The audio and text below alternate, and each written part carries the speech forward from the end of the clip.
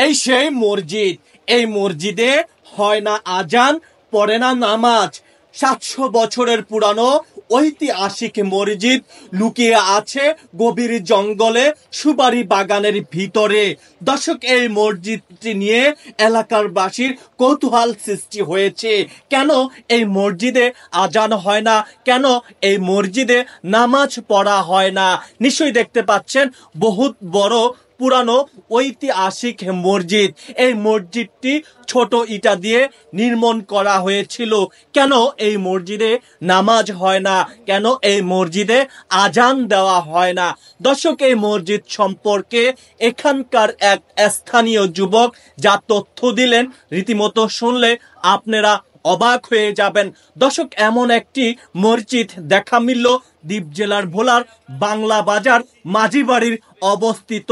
দর্শক, এই মসজিদ সম্পর্কে আপনাদেরকে সমস্ত তথ্য দিতে চাই। কি আছে এই মসজিদের ভিতরে লুকিয়ে? কেন এই মসজিদে আজান দেওয়া হয় না, কেন মুসল্লিরা এই মসজিদে নামাজ পড়া হয় না? দর্শক, 700 বছরের পুরানো ঐতিহাসিক মসজিদটি নিয়ে এলাকার বাসীর মুখে কৌতূহল সৃষ্টি হয়েছে। কি লুকিয়ে আছে এই মসজিদে? চলুন আমরা বিস্তারিত জানাইতে চাই। এখানকার এক স্থানীয় যুবক দেলোয়ার হোসেন যা বললেন এই মসজিদ সম্পর্কে শুনলে রীতিমতো আপনাদের শরীরের লোম দাঁড়িয়ে যাবে। এই মসজিদে এমন একটি গর্ত লুকিয়ে আছে, সেই গর্তর পাশে দেখা যাচ্ছে একটি মাছ। এই মাছ সম্পর্কে, এই গর্ত সম্পর্কে আপনারা শুনলে রীতিমতো আপনাদের শরীরের লোম দাঁড়িয়ে যাবে। তাহলে দর্শক, চলুন আমরা এই মসজিদ সম্পর্কে বিস্তারিত জানাইতে চাই আপনাদেরকে। অবশ্যই যারা যেখান থেকে ভিডিওটি দেখছেন কমেন্ট বক্সে আপনাদের মতামত জানাবেন, আর ভিডিওটি বেশি বেশি করে শেয়ার করে দিবেন। তো শাবল বের হয়েছে, আর মাটি ফালানোর জন্য স্বাভাবিকভাবে একটা যে টুর্কি বলে হাজি, এরকম একটা কিছু বের হয়েছে। একটু আগে আপনি আমাকে যেটা বললেন, একজন মাটির নিচে অলমোস্ট ঢুকে গেছে। আমার চাচি। আপনার চাচি? কিন্তু তিনি কি বের হয়েছে? অবশ্যই, তার মাজায় রশি ছিল। মাজায় রশি ছিল? ওই যে র্যাব পুলিশ আসার পরের ঘটনা এটা, মানে ওনারা জানি না মাজায় কেন রশিটা ছিল। এটা কতটুকু গর্ত তো অনুমান করা যায়নি। আপনার চার্জার টর্চ মেরেও তো অত দূর নিতে পারেনি। আর আমাদের বাড়িতে এখন তো কিছু বিদেশি লাইট আসছে, তখন তো ওই লাইটগুলো ছিল না। আচ্ছা, একটু আগে আপনি যেটা বললেন, তারপরে তাকে টেনে উঠানো হলো, তাকে নিচে নামানো হয়েছে। ওখানে গিয়ে সে শাবল পাইছে। শাবল বুঝেন? ওই শাবল পাইছে, আর সম্ভবত মাটি ফালানোর জন্যে একটা টুর্কি বা কিছু একটা হবে। পরে তারপরের যে তথ্য মানুষের কাছে শুনতেছি, আমি চোখে দেখিনি, শোনা কথা। কারণ ওই সময়টা আমি ঢাকায় অবস্থান করতেছিলাম।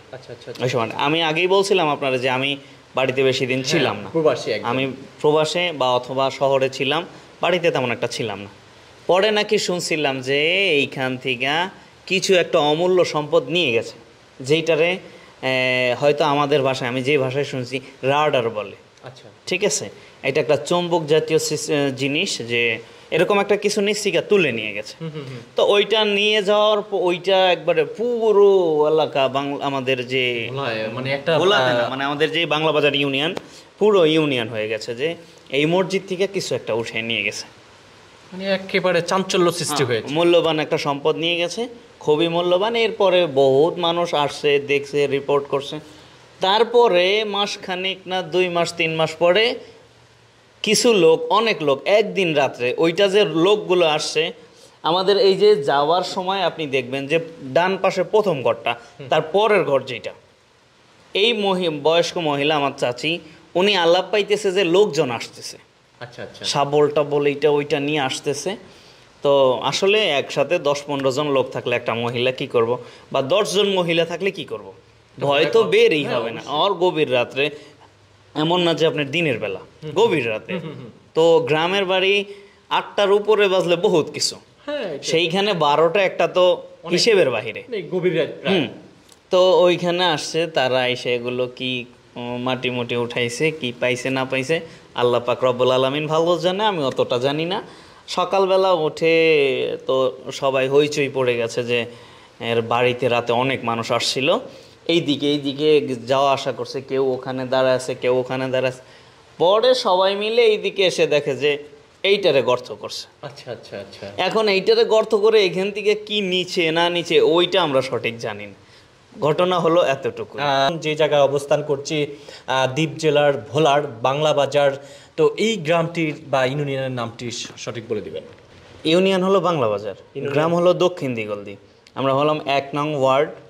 আমাদের বাড়ির নাম, এখানে 2টা মাঝি বাড়ি আছে, একটা হলো শুধু মাঝি বাড়ি আর আমাদেরটা হলো ময়ূরউদ্দিন মাঝি বাড়ি। ময়ূরউদ্দিন মাঝি বাড়ি। থ্যাংক ইউ সো মাচ ভাই, আপনার নামটা? জি, আমার নাম মোহাম্মদ দেলোয়ার হুসাইন।